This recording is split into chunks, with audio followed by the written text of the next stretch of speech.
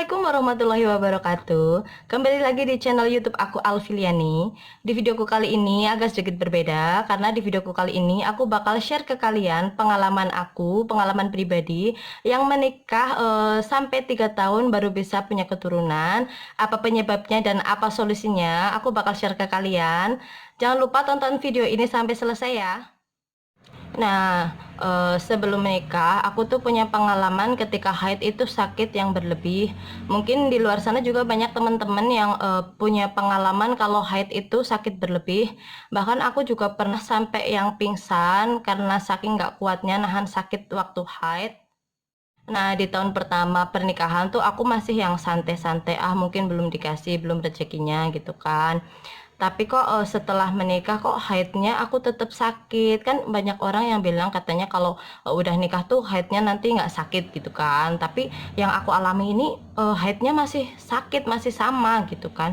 Mulai muncul pertanyaan, kok bisa aku haidnya tuh sakit kayak gini? Kan mulai ngerasa takut gitu kan. Nah, akhirnya aku tes HSG di salah satu rumah sakit, tapi alhamdulillah itu hasilnya negatif, jadi nggak ada penyakit kayak kista, miom kayak gitu.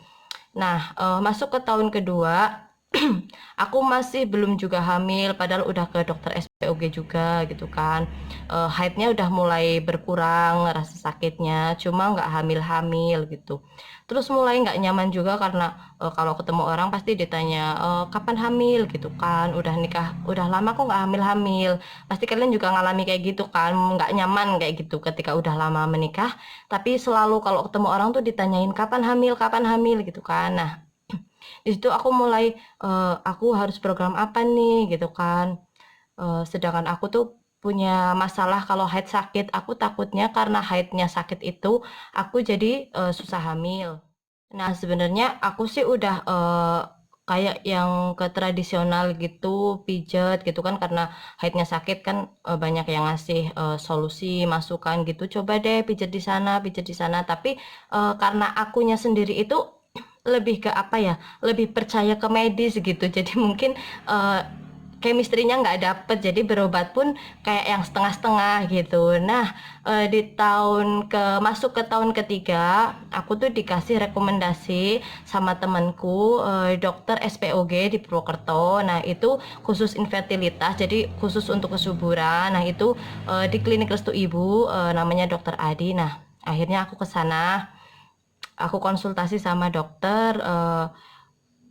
Aku sudah mau masuk ke tahun ketiga, nggak hamil-hamil gitu kan. Nah, ditanyakan apa yang dirasakan, keluhannya apa gitu. Nah, aku jawab aku tuh kalau haid tuh sakit gitu kan.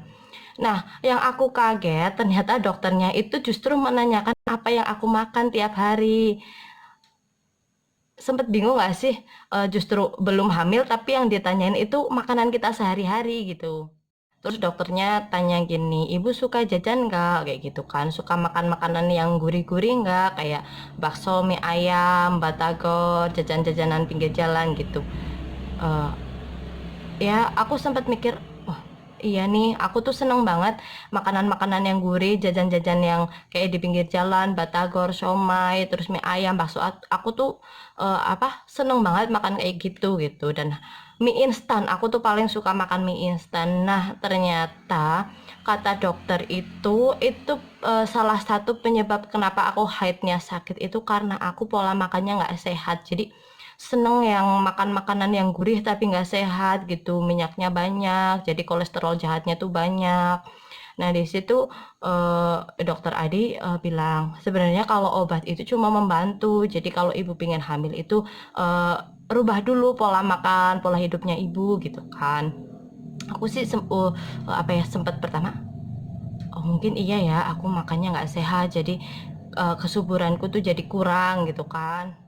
Nah, setelah konsultasi sama dokter Adi, aku tuh merubah total pola makan aku yang dulunya tuh seneng jajan, terus makan makanan yang nggak sehat. Aku tuh bener-bener berhenti total. Aku ganti menu makananku tiap hari itu pakai sayur, buah, daging ayam, dan aku tuh masaknya yang nggak pakai penyedap rasa sama sekali. Jadi bener-bener bawang merah, bawang putih, minyaknya sedikit. Jadi kayak lebih kebanyakan tiap harinya tuh aku makan yang rebusan gitu, kayak sayur direbus, aku pakai sambel gitu. Untuk buah juga aku konsumsi tiap hari, dan nggak lupa harus minum air putih, air mineral itu benar-benar harus banyak, minimal 8 gelas tiap harinya. Nah, jadi di sini tipsnya satu, aku itu konsultasi ke dokter. Jadi apa yang aku alami, apa yang aku rasakan tuh aku konsultasikan. Nah, setelah aku dapat solusi, yang pertama itu aku merubah pola makan aku yang dulunya nggak sehat jadi sehat. Jadi aku makannya yang sayur, buah, daging, tapi ya bener-bener aku berhenti gitu makan makanan jajan-jajan yang nggak sehat, apalagi mie instan. Aku bener-bener yang berhenti total nggak makan mie instan. Jadi buat kalian mungkin yang punya pengalaman kayak aku, bisa mungkin mulai merubah pola makan ya gitu kan. Jangan lupa minum air putih yang banyak gitu, untuk setiap harinya tuh minimal 8 gelas. Nah, kalau untuk buah, aku lebih direkomendasikan buah-buah yang mengandung asam folat yang tinggi, kayak pisang, alpukat, kayak gitu. Terus untuk sayuran kayak sayur toge, kecambah, itu aku konsumsi hampir tiap hari. Sebenarnya sih kayak apa ya?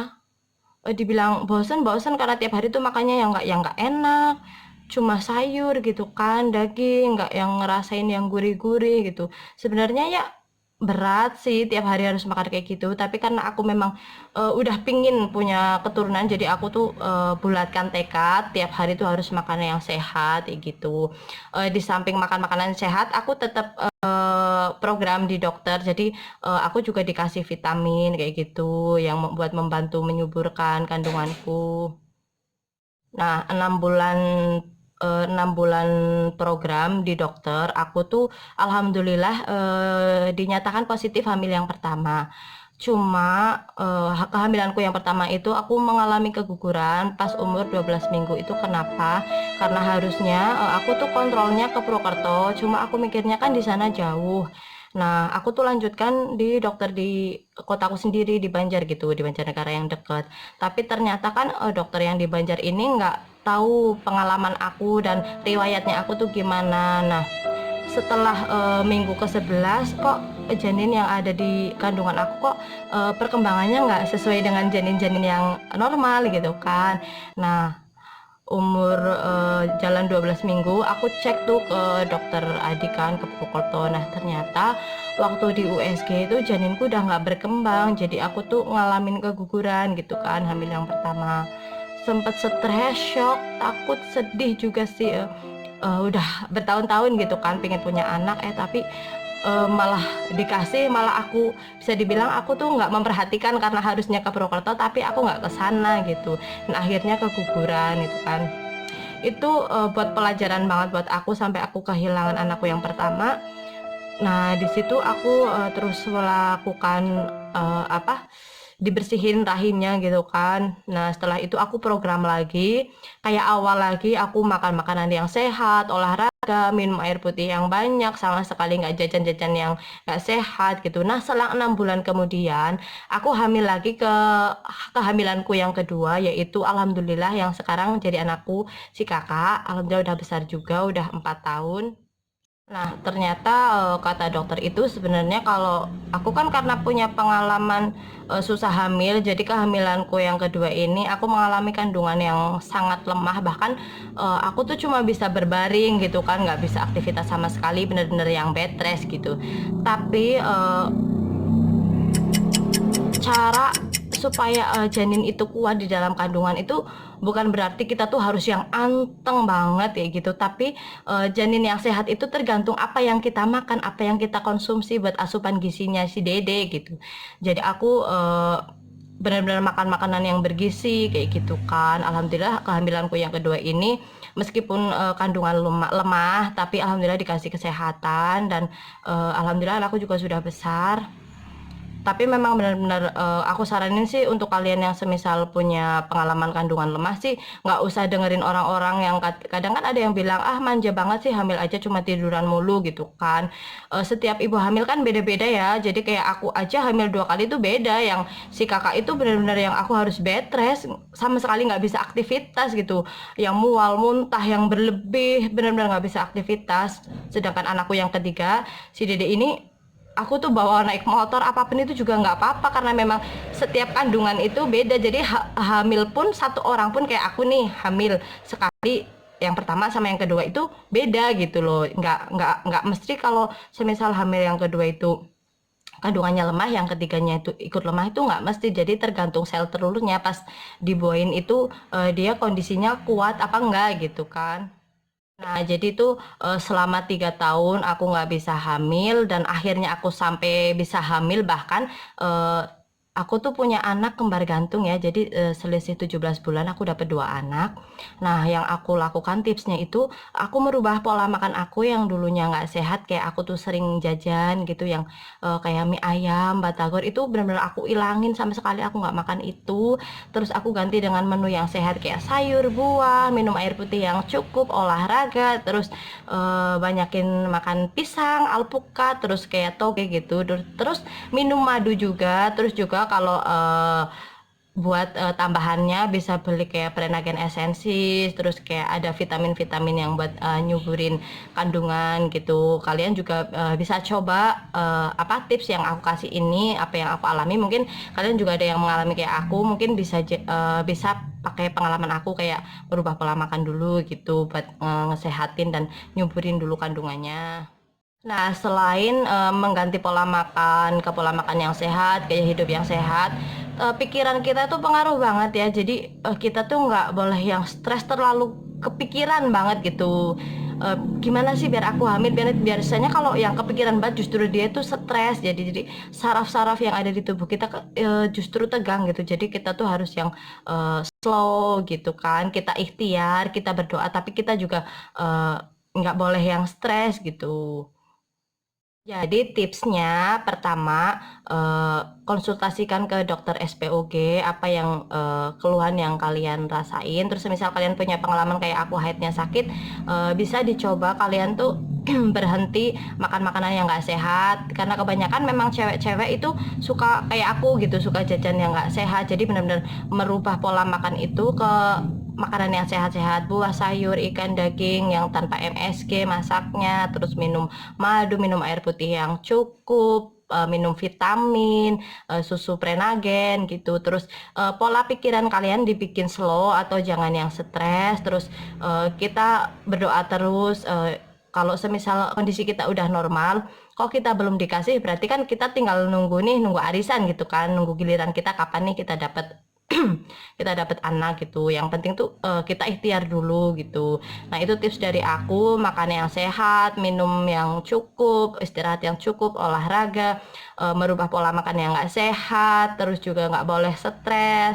Semangat buat kalian yang belum punya keturunan. Insya Allah dengan pengalaman yang aku share ke kalian bisa menjadi inspirasi buat kalian lebih semangat lagi buat ikhtiar ngedapetin keturunan.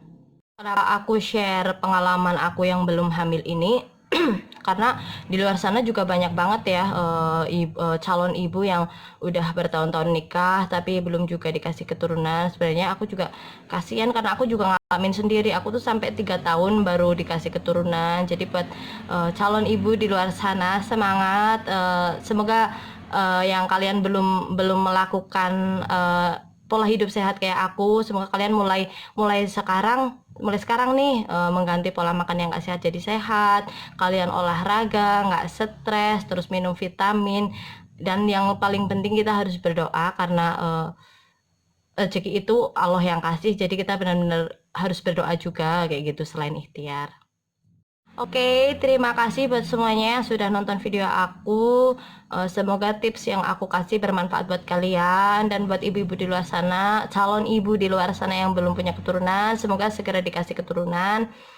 Mungkin bisa praktekin tips yang aku kasih gitu kan.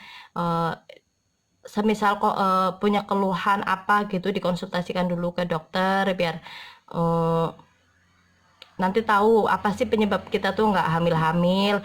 Nah, aku juga rekomendasikan ke kalian dokter SPOG yang terbaik, the best, yang membantu aku sampai aku dapet keturunan, yaitu dokter Adi Setiawan. Dia praktek di klinik pribadinya, di klinik Restu Ibu di Purwokerto. Jadi untuk kalian yang nanti pingin tahu nomor kliniknya atau alamatnya, nanti kalian bisa komen di kolom komen video ini. Nanti aku akan share alamatnya. Terima kasih banyak buat semuanya, semoga bermanfaat. See you.